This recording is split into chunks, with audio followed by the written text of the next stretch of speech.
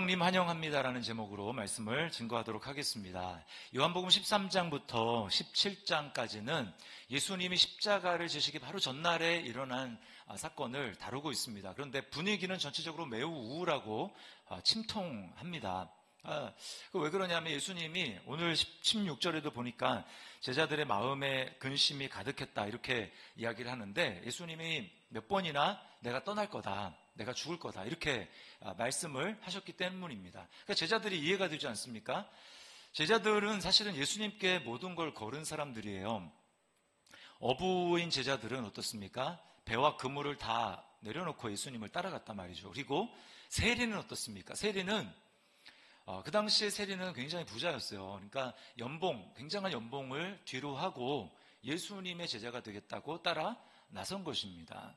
예수님은 나라를 새롭게 하고 예수님이 이제 왕이 될 거잖아요. 왕이 되고 그러면 각자가 그 한 자리를 차지하고 높은 자리를 차지할 그런 기대를 가지고 그렇게 예수님을 따랐는데, 이제 예수님이 가신다고 하고 떠나가신다고 하니까 제자들이 마치 바람이 가득한 그 풍선이 뻥 하고 터지면 아무것도 남지 않는 것처럼 제자들은 너무나 허탈한 그런 마음을 가지고 있는 것입니다. 그러니까 마음속에 예수님께 이럴 거면 왜 우리를 제자로 불렀냐 이렇게 예수님께 원망할 수도 있는 그런 상황이에요. 여러분, 이거는 무엇으로도 사실은 위로가 되지 않는 그런 상황입니다. 예수님은 근데 이 제자들을 어떻게 위로하시고 이러한 침통하고 우울한 제자들을 주님이 위로하실까요? 뭐가 되어서 진짜 위로가 되길래 제자들은 위로를 받을 수 있을까요? 그 답은 바로 예수님이 말씀하시는 그 성령님께 있습니다. 오늘 7절 말씀에 이렇게 주님이 말씀하세요. 그러나 내가 너희에게 실상을 말하노니 내가 떠나가는 것이 너희에게 유익이라. 내가 떠나가지 아니하면 보혜사가 너희에게로 오시지 아니할 것이요 가면 내가 그를 너희에게로 보내리니. 예수님은 니네가 잘 몰라서 그러는데 내가 너희한테 있는 것보다 내가 가고 보혜사 성령님이 오시는 게 너희한테 진짜 훨씬 더 유익이야 라고 얘기를 하는 거죠. 그러니까 아이들 용어로는 게이득 이런 말 들어보셨죠? 개꿀 이런 말 들어보셨습니까? 그러니까 예수님이 떠나고 성령님이 오시는 게 진짜 훨씬 유익이라는 말씀을 예수님이 하시는 겁니다. 너희들이 지금 잘 몰라서 그렇다라는 거예요. 여러분, 예수님이 하신 말씀이 이해가 되십니까? 정말 그럴까? 예수님이 계속해서 남아 계시는 것보다 진짜 예수님이 떠나시고 성령님이 오시는 게 진짜 훨씬 유익할까? 우리는요, 이 예수님이 거짓말 하시는 분이 아니고 상황을 지금 곤란하니까 모면하시기 위해서 예수님이 둘러대신 말씀이 아니라면 우리는 이 말씀을 매우 진지하게 받아들여야 하는 것입니다. 예수님 말씀을 우리가 정말 잘 이해하게 될 때 우리는 우리에게 성령님이 계시다라는 게 얼마나 놀라운 특권이고 그리고 감사한 일인지, 그리고 성령님을 더 사모하게 되고 성령님을 위해서 우리는 기도하게 될 것입니다. 자, 그럼 왜 예수님이 유익이라고 얘기를 했는지 우리가 살펴보면요, 성령님을 통해서만 예수님을 알고 믿을 수 있기 때문에 그렇습니다. 성령님을 통해서만 그럴 수 있습니다. 근데 우리는요, 믿음하면 뭘 생각하냐면 내가 잘 믿기 위해서는 체험을 많이 해야 된다 이렇게 생각하는 경향이 있습니다. 내가 기적을 많이 경험하면, 체험하면 믿음이 생길 것이라고 생각을 해요. 근데 거기에는 우리가 이미 성령을 받았다라는 사실을 우리는 인지하지 못하고 그렇게 하기 때문에 이제 그런 생각을 하는데, 성령을 받지 않는 입장에서 생각하면 그것은 전혀 맞지 않는 말입니다. 여러분, 이스라엘 백성들을 생각을 해보세요. 저는 과거에 이제 성령님에 대해서 잘 알지 못했을 때 부러웠습니다. 그들이 홍해가 갈라지는 그 엄청난 기적일 현장에서 봤으니까 얼마나 좋을까. 그 현장에서 봤으니까 그건 평생 잊지 못할 기억일 거고, 그러니까 하나님을 잘 믿었을 것 같아. 매일매일 광야에서 하늘에서 만나를 내리는데 그거를 먹고, 그걸 그렇게 생각하지 않습니까? 저만 그렇게 생각해 봤을까요? 여러분도 아마 그렇게 생각을 해봤을 겁니다. 그런데 결론은 어떻습니까? 이스라엘 백성들은 하나님을 못 믿었어요. 그래서 불신앙으로 광야에서 죽었다. 이게 성경의 기록입니다. 그거는 그럼 구약이고 신약은 좀 다르지 않을까요? 자, 신약으로 넘어옵니다. 공관복음, 사복음서를 읽어보세요. 예수님의 제자들 예수님과 3년 동안 같이 지냈습니다. 먹고 자고 직접 가르침 받고. 그럼 예수님이 누구예요? 하나님이 직접 사람이 되신 거잖아요. 만지고 예수님의 목소리를 듣고 하나님을 지금 하나님의 아들 직접 보는 거잖아요. 그런데 제자들의 모습을 보면 실망스러울 때가 참 많습니다. 물론 구약의 성도들보다는 훨씬 제자들은 낫어요. 제자들을 예수님이 전도하러 보내면 제자들이 가서 귀신도 내쫓고 병도 고치고 굉장히 훌륭한 일을 해냈습니다. 그럼에도 불구하고 매우 실망스러울 때가 많이 있어요. 그 이유는 그들이 성령을 받지 못했는데 구약시대의 성도들보다 그들이 나은 이유는 딱 한 가지, 예수님이 그들 옆에서 보혜사 역할을 해주셨기 때문입니다. 여러분, 이 보혜사라는 말은 옆에서, 직역하면 옆에서 돕는 자라고 하는 뜻입니다. 옆에서 돕는 자. 근데 여기서 그 돕는다라고 하는 것은 전천후 다 돼요. 선생이 되어서 가르치기도 하고요. 또는 그러니까 슬플 때 아무도 위로해 줄 사람이 없을 때 옆에서 친구가 되어서 나를 위로해 주고, 또 내 문제를 내가 어떻게 풀어야 될지 모를 때 그 문제를 객관적으로 보면서 나를 이끌어 줄 수 있는 상담가가 되어주기도 하고요. 그리고 때로는 엄마가 되어서 나를 포근하게 감싸주기도 하시고, 법률적인 지식이 필요할 때는 나의 법률 대리인으로 완벽한 그 법률 지식을 가지고 나를 변호해 주시는 그 분이 바로 보혜사라고 하는 겁니다. 그러니까 제자들에게는 예수님이 지금 육체로 계실 때는 예수님이 그 역할을 하신 거예요. 그래서 제자들은 구약의 성도들보다는 낫지만 그러나 매우 실망스러운 경우가 많았습니다. 예수님 말씀을 잘 못 알아듣고요. 그리고 헛다리를 짚습니다. 엄청난 기적을 경험해 봤잖아요. 예수님이 물 위로 걷는 걸 봤죠. 그 다음에 오병이어로 5,000명이 넘는 사람들을 먹는 기적을 봤습니다. 그리고 죽은 지 나흘이나 돼서 시체가 부패되고 있는데 예수님이 나오라고 하니까 그 나사로가 멀쩡히 살아나오는 이 엄청난 기적을 봤어요. 만약에 제가 예수님 그 제자들이었다면 저는 막 날아다녔을 것 같아요. 네. 근데 제자들의 모습은 그렇지 못했습니다. 기대에 못 미쳐요. 그래서 뭐라고 합니까? 예수님은 끊임없이 낮아져야 된다. 낮아지는 자가 큰 자다. 그러면서 계속 그 얘기를 하시는데 제자들은 서로 누가 더 높은 자리를 차지할까? 그걸 위해서 계속 싸웠습니다. 그런가 하면 예수님이 이제 나사로가 죽었을 때 우리가 그를 이제 살리러 간다라고 할 때 처음에 이렇게 말씀하십니다. 우리 사랑하는 나사로가 병들었다. 그래서 잠들었는데 내가 깨우러 간다. 그렇게 얘기를 했습니다. 죽었거든요, 사실. 그러니까 제자들이 뭐라고 했냐면 주여 잠들었으면 낫겠네요. 그러자 예수님이 뭐라고 말씀하시냐면 잠든 게 아니라 실제로는 죽었다. 이렇게 못 알아들으니까 말씀해 주셨어요. 그러니까 또 뭐라고 얘기하냐면 이제 죽었는데 살리러 가자고 그러니까 우리도 주와 함께 죽으러 가자. 도대체 예수님이 무슨 말씀을 하시는지 동문서답을 하고 잘 알아듣지 못하는 것입니다. 이게 바로 한계예요. 3년 동안이나 예수님으로부터 가르침을 받고 또 먹고 자고 기적을 보고 그랬음에도 불구하고 성령을 받지 못한 제자들의 한계였습니다. 그래서요 12절에 주님이 이렇게 말씀을 하세요. 내가 아직도 너희에게 이를 것이 많으나 지금은 너희가 감당하지 못하리라. 예수님이 계셔도 감당치 못할 일이 있다라는 겁니다. 너희는 깨닫지 못할 것이다 라고 말씀을 하는 거예요. 자, 그럼 잘 보세요. 의문이 듭니다. 아니, 예수님도 보혜사고 성령님도 보혜사인데 왜 이렇게 다를까? 왜 예수님은 떠나셔야 된다고 얘기를 할까?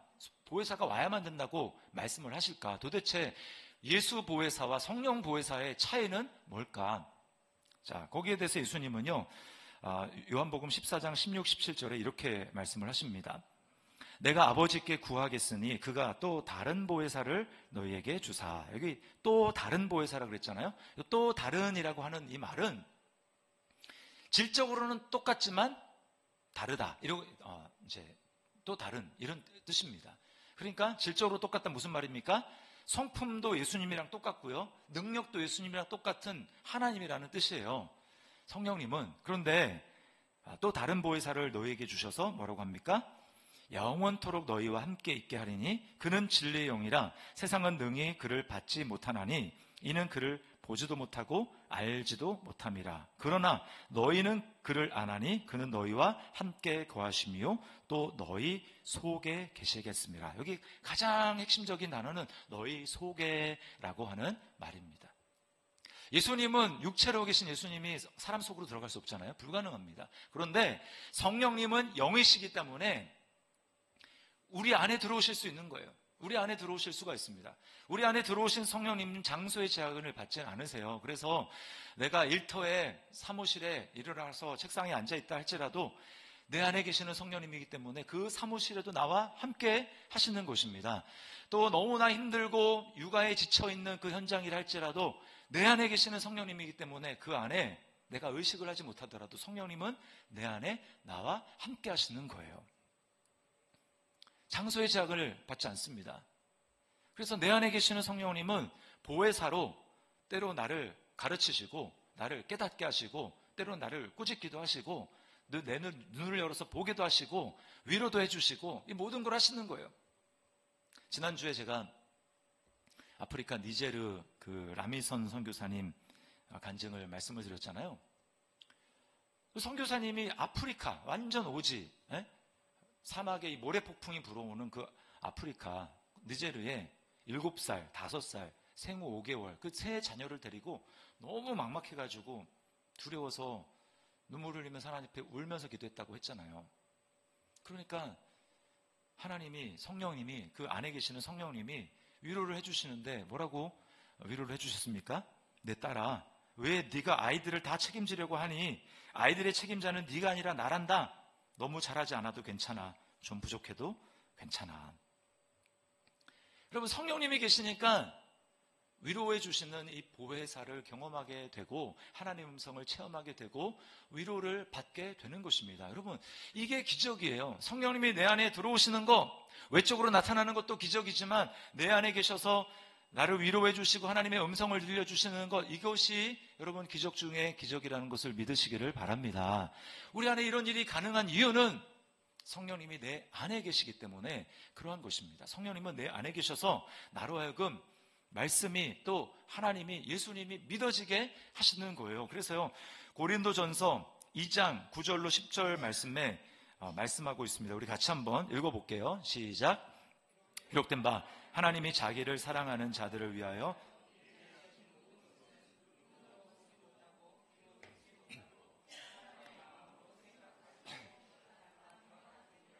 오직 하나님이 성령으로 이것을 우리에게 보이셨으니 성령은 모든 것, 곧 하나님의 깊은 것까지도 통달하시느니라. 아멘.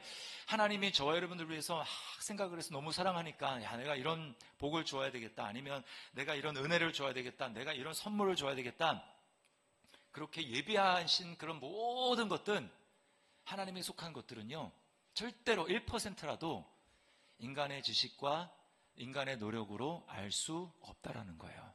만약에 우리가 그것을 깨달을 수 있고 그것을 감사하면서 하나님 앞에 영광을 올려드릴 수 있다면 그것은 100% 성령님이 그것을 깨닫게 해주시고 믿게 해주셨기 때문에 우리가 알 수 있고 하나님 앞에 감사할 수 있게 된다는 것입니다. 여러분, 믿을 수 있기를 주님의 이름으로 축원합니다. 오직 성령님의 역사라는 거예요. 그래서 성령님이 역사하실 때만 우리가 내가 머리로 아는 것들이 밝아지면서 하면서 이렇게 반응하게 되는 것입니다. 자, 그런가 하면 성령님이 우리 안에서 구체적으로 하시는 일이 무엇인지 좀 알 필요가 있는데요. 제가 두 가지로 짧게 말씀을 드릴게요. 먼저는 책망하시는 사역입니다. 책망하시는 사역. 자, 8절에 보니까 이렇게 주님 말씀하세요. 그가 와서 죄에 대하여, 의에 대하여, 심판에 대하여 세상을 책망하시리라.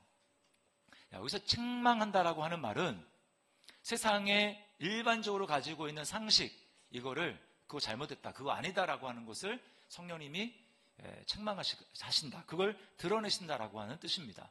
세상에 뭐에 대해서, 어떤 상식에 대해서, 죄에 대해서, 의에 대해서, 심판에 대해서 가지고 있는 세상의 일반적인 상식을 잘못됐다고 책망하신다라는 거예요.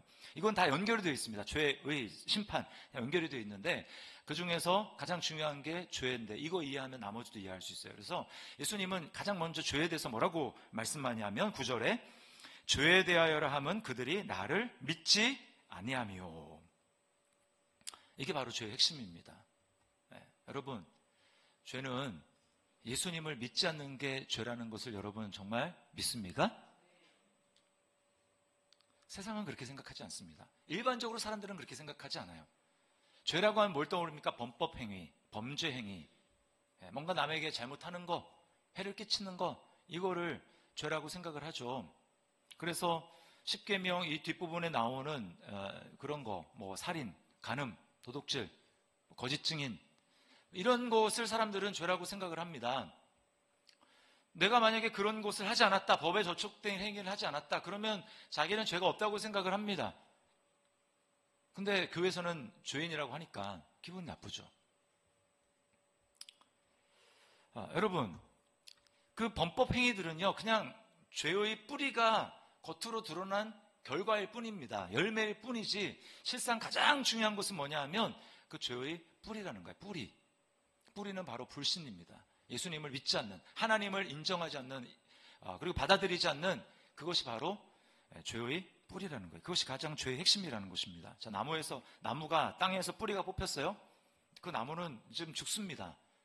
잎이 누렇게 변하면서 죽어가고 있어요. 그런데 어떤 사람이 만약에 그 나무를 보고, 이 나무는 왜 병들었지? 라고 하면서, 병충해를 해 때문인가? 라고 하면서, 만약에 그 나무에 병충해 무슨 그 백신 주사를 놓는다고 한번 생각을 해보세요. 도움이 되겠습니까? 아닙니다. 결국은 죽는 거예요. 인간도 마찬가지입니다. 가장 중요한 것은 뭐냐면 인간이 여러 가지 잘못된 모습들을 보이는 이유, 범법 행위를 하고 뭐 그 외에 남들에게 해코지를 하고 뭐 해서는 안 될 행동들을 하고 그런 모습들을 보이는 이유, 가장 근원적인 이유는 죄 때문인데 그것은 바로 내가 하나님을 믿지 않기 때문에, 예수님을 믿지 않기 때문에 그 일을 행하는 것입니다. 하나님으로부터 뽑혀 있는 거죠. 하나님과의 관계가 끊어져 있는 것입니다. 자, 예를 들어 볼게요. 거짓말을 하는 정치인이 한번 있다고 생각을 해봅시다. 그런 정치인 많죠? 대중 앞에서 거짓말을 합니다. 왜 거짓말을 할까요? 거짓말하는 게 자기한테 더 이익이 되니까 거짓말을 합니다. 만약에 진실을 말한다면 사람들이 나를 손가락질할 것이고 욕할 것이고 내 평판은 떨어질 것이고 지지를 처리할 것이고 그러면 나는 정치 생명이 끝날지도 몰라. 그런 생각, 두려움 때문에 사람들 앞에서 거짓말을 하는 거죠. 그런데 만약에 그 정치인이 예수님을 믿는 정치인이라고 해보십시오. 예수님을 믿어도 거짓말하는 사람 많습니다. 근데 믿는데 그 순간에 지금 거짓을 말할 것인가 진실을 말해야 될까 이 판단해야 되는 그 순간에 예수님을 믿었어요. 하나님을 의식했습니다. 하나님을 신뢰했어요. 예수님을 신뢰했어요. 그래서 거짓말을 해서 사람들한테 손가락질을 받고 평판은 떨어지고 뭐 아주 극단적으로는 내가 정치 생명이 끝내서 이거 하지 못한다고 할지라도 나는 예수님을 믿기 때문에 변함없이 하나님의 아들이고 하나님은 내 삶을 책임지시고 인도하실 것이다. 나는 하나님의 자녀다. 라고 하는 이 확신이 정말 있다면, 그렇게 정말 예수님을 신뢰하고 믿었다면 쉽지는 않겠지만 그 사람이 용기를 내서 진실을 말할 수 있습니다. 여러분, 그러니까 우리가 범죄를 하는 그 순간에는 사실은 믿지 않기 때문에, 예수님을 믿지 않기 때문에, 예수님이 눈앞에 보이지 않기 때문에, 예수님을 신뢰하지 않기 때문에 우리는 죄를 범하는 것입니다. 저는요, 성령님을 통해서 예수님에 대해서 알면 알수록, 예수님을 신뢰하면 신뢰할수록 저 자신을 있는 그대로 인정할 수 있는 용기가 생긴다라는 것을 발견하게 됩니다. 집에서 저는 거실에서 우리 가족들이 함께 식사를 하거나 아니면 대화를 하는 그 시간을 매우 감사하게 생각하고 소중하게 생각을 하는데, 그렇게 대화를 하다 보면 대화가 5분, 10분 이렇게 되잖아요. 그럼 여지없이 인간인지라 참 이렇게 탓을 합니다. 팩폭을 막 서로에 대해서 날리기 시작하는 거예요. 전에는 아예 저에 대한 팩폭이 날아오지 못할 그런 분위기였습니다. 아예 용납조차를 하지 않는 거예요. 그리고 혹 그런 일이 딱 상황이 됐다 그러면 저는 저를 철벽 방어하기에 바쁩니다. 아빠는 원래 그런 사람 아니다. 이거는 어쩔 수 없는 거였다. 이렇게 저 자신을 변호합니다. 그리고 거기서 조금 더 물러선다면 인정하더라도 그래도 나는 다른 아빠들보다 훨씬 낫다. 그걸 너희는 인정해야 된다, 니네가. 그렇게 얘기를 합니다. 그러다가 이제 거기서 또 좀 더 비겁해지면 뭐냐면 이거는 내 문제가 아니라 이건 니네 엄마를 닮은 거다, 니네가. 이렇게 해서 저에게 돌려오는 화살을 반대로 돌립니다.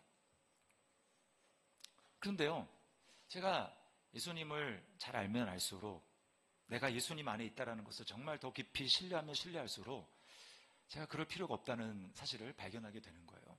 내가 비록 좀 찌질한 모습이 발견되고 아이들한테 우리 아빠 이런 모습이 있지라고 하는 게 발각이 된다 할지라도 내가 예수님 안에 있고 하나님은 여전히 나를 100% 사랑하시고 100% 용납하시고 이게 변하지 않는데 무슨 상관이야.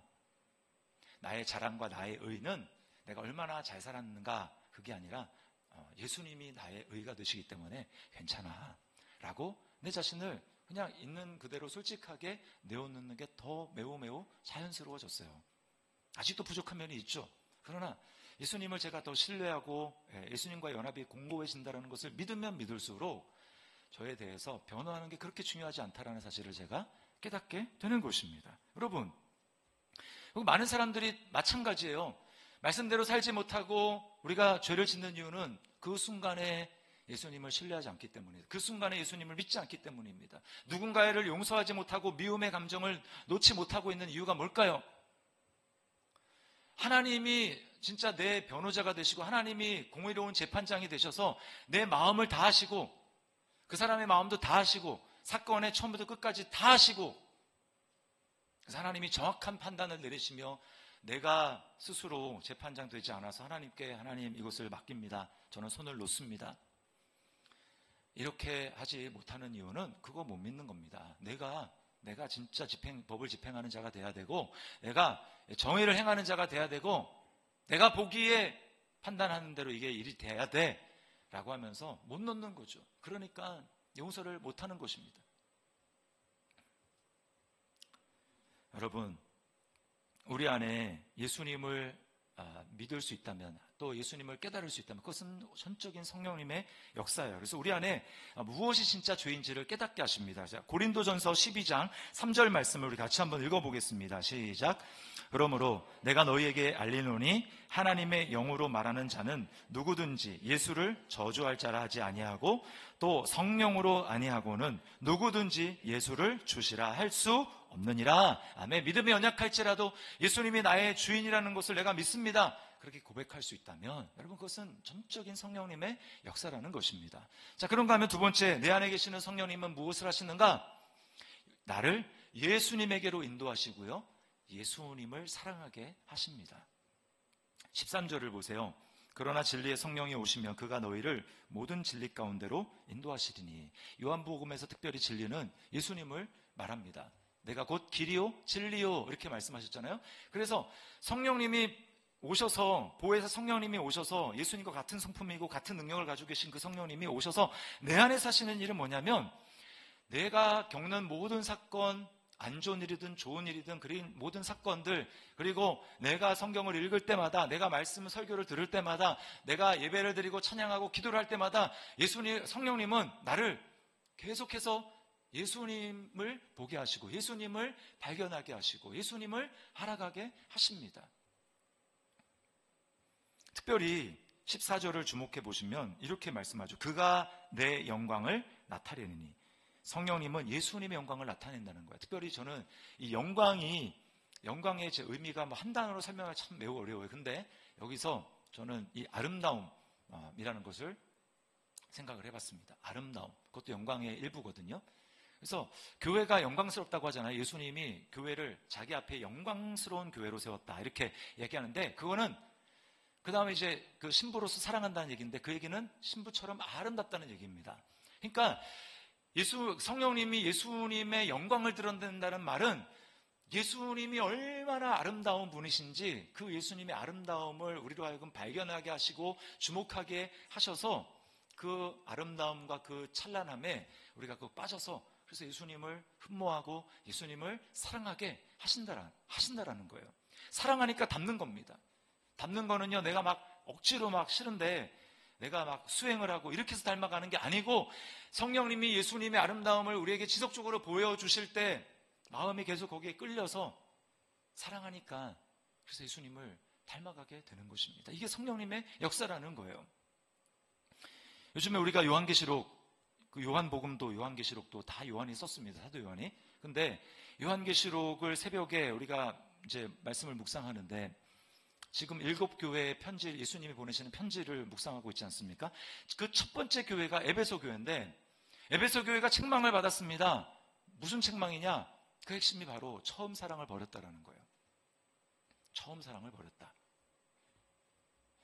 그러면 여러분, 지금 이 요한복음 제가 말씀드린 성령님의 사역과 관련해가지고 에베소 교회의 문제는 도대체 왜, 어디서 주님이 회개를 요청하시면서 너는 처음 사랑을 버렸는데 어디서부터 잘못됐는지 어디서 떨어졌는지를 잘 생각하고 회개하고 돌이켜라 이렇게 말씀을 하십니다. 그러면 여러분, 지금 이 요한복음 16장 말씀을 가지고 적용해서 한번 생각해 본다면 에베소 교회의 문제는 뭐였겠습니까? 열심은 있는데, 인간적인 열심은 있었는데 어느 순간부터 성령님을 의지하지 않은 거예요. 성령님을 의지해서 성령님이 예수님의 아름다움을 보여주시고, 와, 내가 이전에 알고 있었던 예수님보다 더 아름다운 분이구나. 그래서 그분을 더 흠모하고 더 사랑하고 이렇게 돼야 되는데 어느 순간 성령님을 의지하지 않고 자기 노력과 자기 힘을 가지고 신앙생활 하려고 하다 보니까 더 이상 내 눈에 예수님의 아름다움이 보이지 않습니다. 그러니까 예수님을 사랑하지 않는 거죠. 예수님보다 딴 게 더 아름다워 보니까 그거 사랑하는 거죠. 바울이 이걸 미리 알았는지는 모르겠는데요. 우연인지 모르겠지만 바울이요, 그보다 더 이전에 에베소 교회 성도들을 향해서, 바울이 이제 전도했고 바울이 목회를 했던 교회잖아요. 2년 이상. 근데 에베소 교회 성도들을 향해서 편지를 보냅니다. 에베소서에. 거기에 놀랍게 이렇게 바울 사도가 기도를 하고 있어요. 에베소서 3장 16절에 그의 성령으로 말미암아, 그 다음에 18절 19절에 이렇게 기도합니다. 능히 모든 성도와 함께 지식에 넘치는 그리스도의 사랑을 알고 그 너비와 길이와 높이와 깊이가 어떠함을 깨달아 하나님의 모든 충만하신 것으로 너희에게 충만하게 하시기를 구하노라. 이 말은 성령으로 말미암아 너희에게 예수님의 사랑이 얼마나 큰지 니네들이 알고 있는 건 그건 정말 이거 정도에 조금밖에 지나지 않아. 나도 그래. 근데 성령으로 말미암아 지식에 넘치는, 우리 지식으로 다 담을 수 없는 그 그리스도의 사랑을 알아서 그 넓이와 길이와 높이와 그 깊이가 얼마나 큰지를 깨달아서 너희를 충만하게 하시기를 원한다. 바울이 이렇게 기도를 하고 있었다라는 것입니다.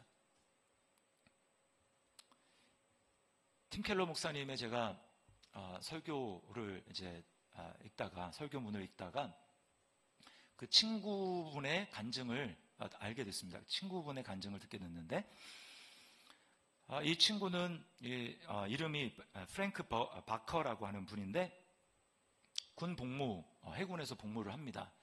근데 이제 중간에 소명을 받아가지고 신학을 이제 공부를 하는 거예요.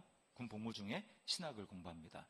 신학을 공부를 하는데 강의를 듣는 중에 같이 강의를 듣는 군목 목사님을 알게 되는데, 그 군목 목사님이 어느 날 이 프랭크에게 이렇게 얘기를 하는 겁니다. 내가 당신을 볼 때마다 당신은 뭔가 불안해 보인다. 그러자 프랭크가 거기에 대해서 이렇게 얘기합니다. 맞습니다. 저도 알고 있습니다. 그런데 이유는 뭔지는 정확하게 알 수 없어요. 그래서 제가 하는 일은 정말 좋은 그리스도인이 되려고 정말 열심히 노력하고 있습니다. 여러분, 뭐가 좀 잘못되었는지 보이십니까? 깨달을 수 있습니까? 그 얘기를 들은 이 군목 목사님이 프랭크에게 이렇게 얘기를 합니다. 그건 기독교가 아니죠. 기독교는 열심히 살아서 하나님을 만족하게 해드리고 그 대가로 하나님의 축복을 받는 종교가 아닙니다. 기독교는 하나님께서 그리스도를 통해 당신에게 완전한 의를 주시고 그 의를 힘입어 이제는 그분을 위해서 사는 것입니다. 이렇게 말을 했어요.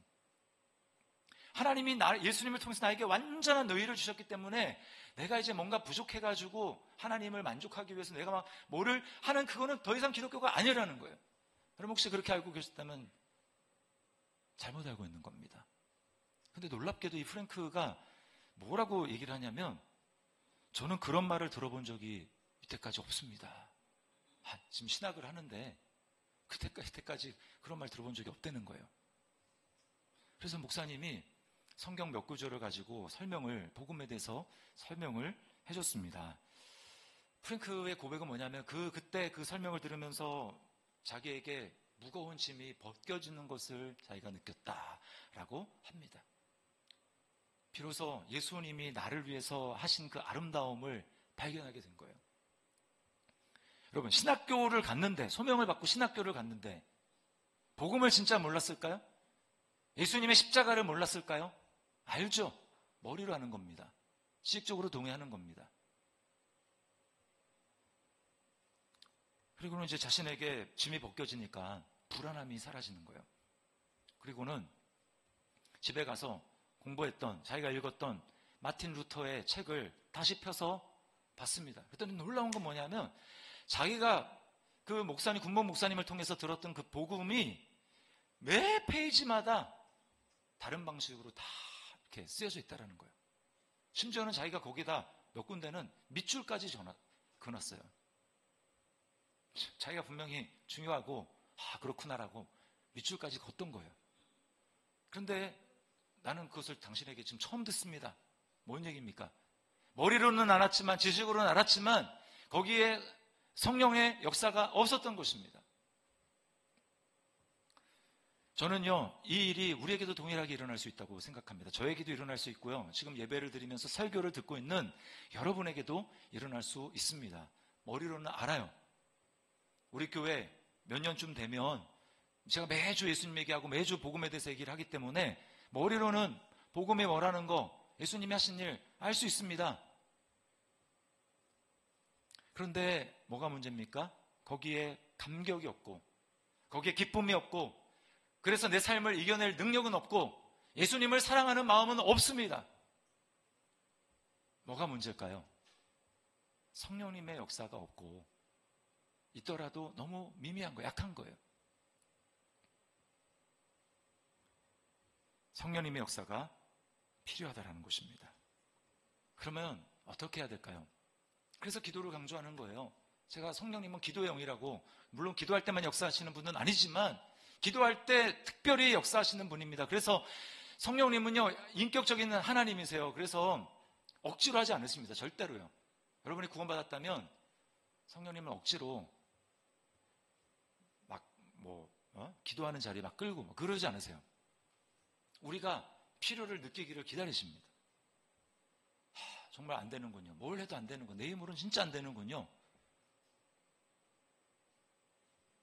내 힘으로 주님을 사랑할 수 없고, 내 힘으로 믿어질 수도 없고, 내 힘으로 그게 진짜 너무나 생생하고 믿어져서 다른 것보다 이게 너무나 아름답구나 라고 해서 그렇게 주님을 따라갈 수 없군요.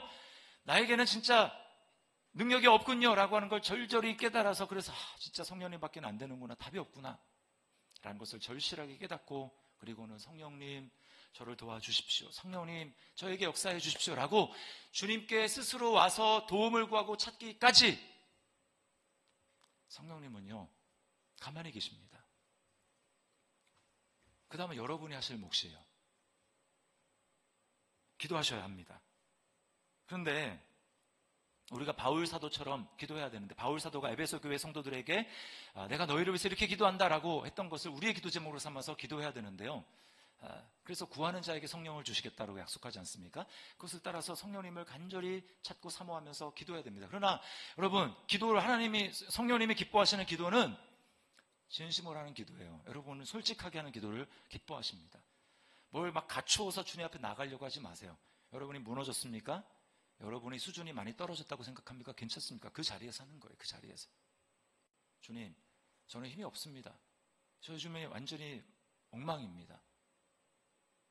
그렇지만 저에게 힘이 없기 때문에 저는 지금 무너진 이 자리에서 주님을 찾습니다. 성령님을 찾습니다. 성령님 보혜사라고 말씀하셨죠. 옆에서 돕는 분이라고 말씀하셨죠. 내 안에 계신다고 말씀하셨죠. 성령님, 저를 도와주세요. 예수님이 아름답다고 얘기하는데 솔직히 저는 예수님이 아름다운 거 잘 모르겠습니다. 다른 사람들 예수님 사랑한다고 하는데 솔직히 저는 잘 모르겠습니다. 솔직하게 고백하고 성령님의 도움을 요청하는 거예요. 성령님, 저에게도 보게 해 주십시오. 성령님, 저의 눈을 열어서 알게 해 주십시오. 간절히 주님을 사모하고 찾을 때 성령님은 여러분에게 역사하시고 은혜를 베풀어 주실 줄 믿습니다. 성령님은 그런 분이세요. 그러므로 우리 어떻게 해야 됩니까? 인격이시기 때문에 내가 의지를 드려야 돼요. 성령님을 우리 환영하십시다. 성령님을 초대하십시다. 성령님을 내 마음에 오시라고 적극적으로 모셔드립시다. 그리고 내 삶을 주님 앞에 드려서 우리가 하나님 앞에 기도합시다. 그렇게 하며 나아갈 때 약속하신 그 성령님, 제자들에게 오셨잖아요. 그리고 이미 우리 안에 들어오셨잖아요. 내주하시잖아요. 그 성령님은 우리가 간절히 찾을 때에 그냥 내 안에 내주하시고 잠잠한 정도로 끝나는 성령님이 아니라 우리로 하여금 예수님께로 우리를 인도하시고 그 아름다움을 보게 하시고 예수님을 사랑하게 만드시는 그 마음을 우리에게 부어주시고 우리를 그렇게 놀랍게 변화되게 하여 주실 줄 믿습니다. 우리 시간에 성령님을 사모하면서 찬양하며 나가겠습니다. 우리 오늘 이곳에 계신 성령님, 우리 찬양 고백하면서 우리 성찬식을 주님과 연합이 이루어지길 간절히 성령님께 의탁하면서 우리 나가도록 하겠습니다.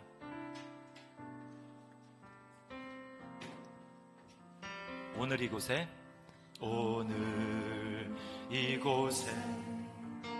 계신 성령님, 우리에게 말씀하시고 우릴 가르치소서. 다시 우리 맘 열어주시고 주의 빛으로 밝혀 우리 인도하소서. 우리 처음부터 다시 한번 성령님을 간절히 찾으며 오늘 이곳에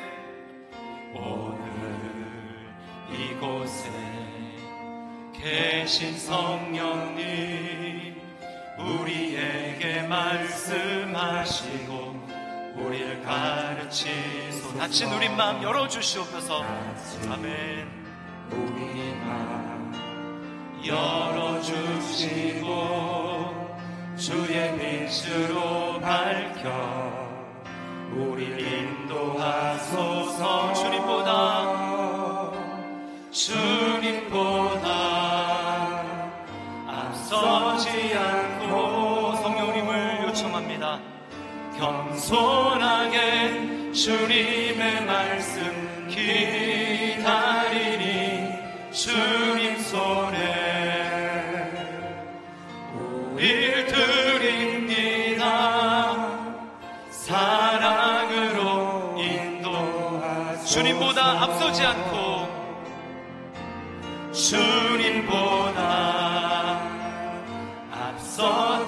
겸손하게 주님의 성령 기다리니 주님의